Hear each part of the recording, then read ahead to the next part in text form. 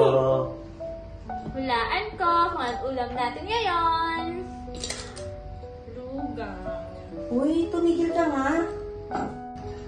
Sensya na mga anak ha. Yan kaya ko ngayon. Okay lang pa. Sa Pasko kaya pa, may handa tayo? Maghanap ako ng trabaho ngayon. So, sana makuha ako para sa pagdating ng Pasko. Naiyan na tayo. Basta, huwag natin kalimutan, manalangin tayo sa Panginoon. Lagi. Sina ka?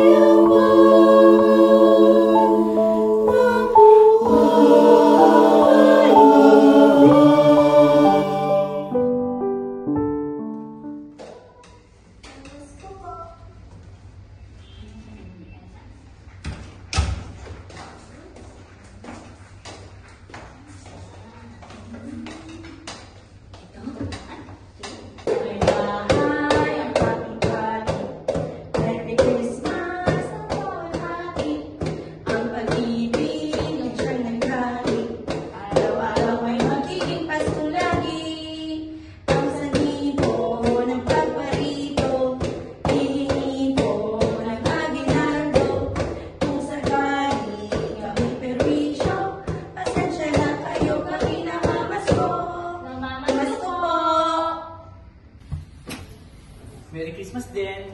Gandang gabi po. Gandang gabi rin. Ito nga pala. Salamat po. Walang anuman. Kami na.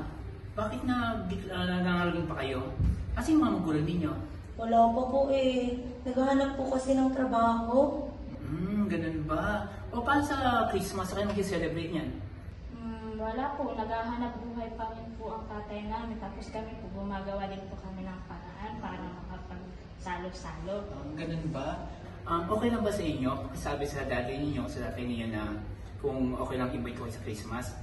Hindi na kayo mag-Christmas, mag-celebrate Christmas, sama-sama tayo. Gusto po. Walang problema. Okay lang ba sa inyo? Opo po.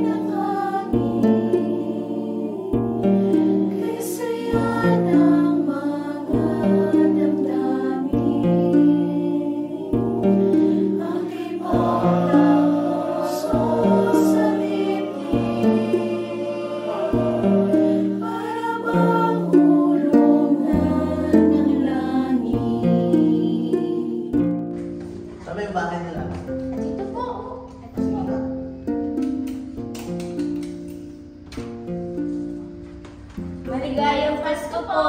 Maligayang Pasko sa inyo. Siya po parang yung tatay namin. Hello po, sir.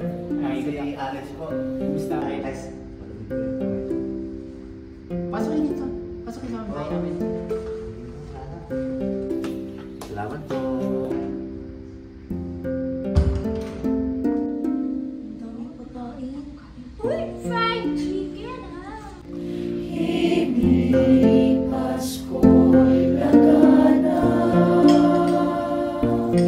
mayroon sila lahat.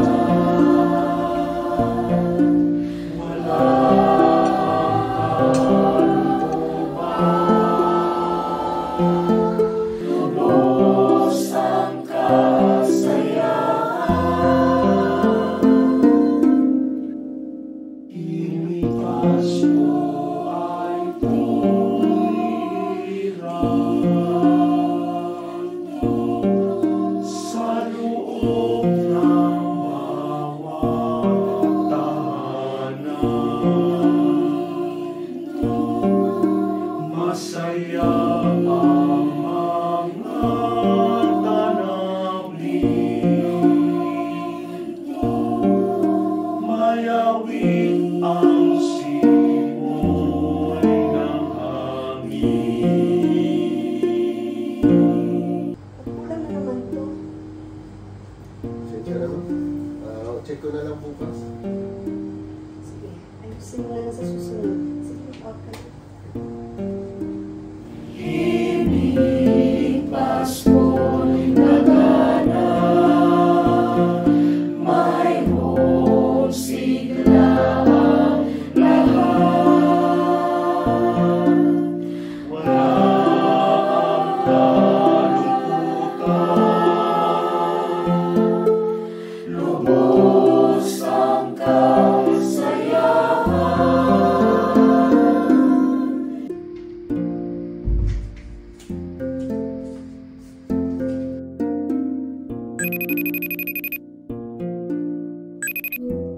Mahal, kumusta ka na? Anong ginagawa mo? Pasensya ka na, hindi ko nasagot yung tawag mo. May mga bisita sa tayong dumating eh. Yung mga bago kong kaibigan. Kumusta ka na? Anong ginagawa mo ngayon? Okay lang. Namimiss ko lang kayo at ng mga bata. O basta mahal ha, lagi ka mag-iingat. Tandaan mo, kahit malayo tayo, basta manalig ka na lagi sa Diyos ha. Tandaan mo na mahal kita. Love you too. Pananalig. Ito ang paalala na hindi natin kaya kung wala ang Diyos. Pag-asa ang nagbibigay lakas na kahit may mga pagsubok, may mga taong handang tumulong.